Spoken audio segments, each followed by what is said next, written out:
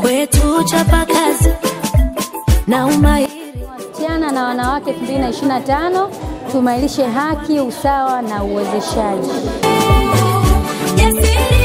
Chapa kazi mbunifu. Naitwa Lucy Mwalongo, ni afisa maendeleo kata ya Kifanya.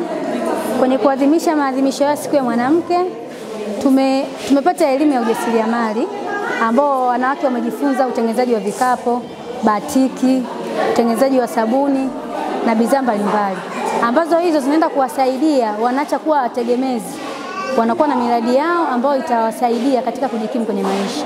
Zoezi hili limeratibiwa na halmashauri. Wajasiriamali wetu wataonyesha bidhaa zao ambazo wameweza kujifunza kwa vitendo. Wataweza kuonyesha bidhaa zao ambazo wameweza kujifunza kwa vitendo, na wale waliojifunza watakuwa walimu wa wenzao ambao hawajaweza kufika kwenye mafunzo hayo.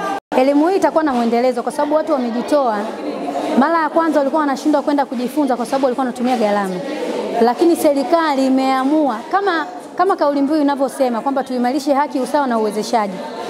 Moja ya kauli mbiu ina maana uwezeshaji, tayari wanawake wameshawezeshwa kwa ajili ya huu ujasiriamali. Kwa hiyo itakuwa na muendelezo kwa sababu wengi walikuwa wanategemea kwenda kujifunza sehemu nyingine kwa kutumia pesa. Lakini kwa sababu halmashauri imeamua kuwasaidia kwa pesa ya serikali, kwa hiyo zile pesa zao ambao wao walikuwa nazo wataenda kununua malighafi na sio tena mafunzo. Wito wangu ni kwamba kama tunavyoambiwa tuimarishe usawa na uwezeshaji, wito wangu kwa mwanamke ni kwamba tujitume. Kitu cha kwanza tujitume, kama tulivyowezeshwa tujitahidi vile tulivyowezeshwa tukavifanyie kazi kwa ajili ya kuboresha maisha yetu.